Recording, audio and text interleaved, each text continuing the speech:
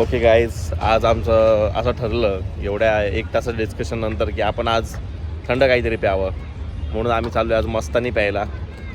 मी रनिंगचे कपडे घालून मी आलो आहे कॅलरी बंद करायला, कॅलरी वाढवायला रे, बंद नाही करायला. बोले आज आपण रबडीवाल्याकडे खायला जायचंय.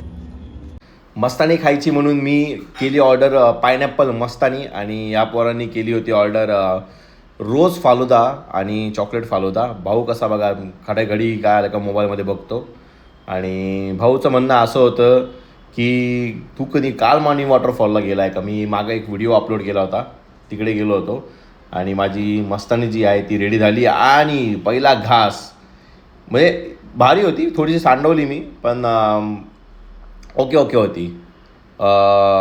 कसं सांगता येईल की मला भूक जास्त लागली, त्यामुळे मी असं कुत्रागत खात होतो, आणि कुत्रागत खाण्यातच ती मस्तानी खाण्यातच जी मजा होती ती मला मजा आली. इकडे श्रीधरचा रोज फालुदा तयार होतो आहे, जो आणि एक चॉकलेट फालुदा पण तयार होते. दोघांचे तोंड पाहून एकदम खुशीचा माहोल झाला होता.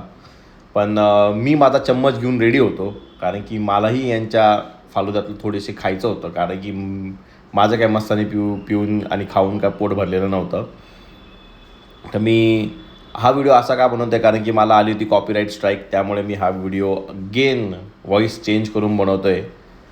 आणि जशी तिची फालुदा आला आणि मी त्याच्यावर जी धाड मारली, पण मस्तानीपेक्षा भारी नाही लागला मला थोडासा ॲव्हरेजच लागला, पण ठीक आहे.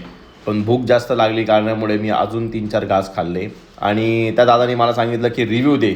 मी पहिल्यांदाच एखादा रिव्ह्यू हाताने लिहून त्या स्टिकरवरती लावणार होतो, तर मी रिव्ह्यूमध्ये असं सांगितलं की तुम्ही रबडी ट्राय करा फालुदाच्या ऐवजी. रबडी त्याची छान लागते, मी खूप वेळा ट्राय केलेली आहे. गाईज, एवढ्या कॅलरीज खाल्ल्यावरती मी आलो आहे कॅलरीज बंद करायला गार्डनमध्ये, आणि जवळजवळ माझा 2 राऊंड झाले गार्डनमध्ये, आणि एक नवीनच पक्षी दिसला आहे मला.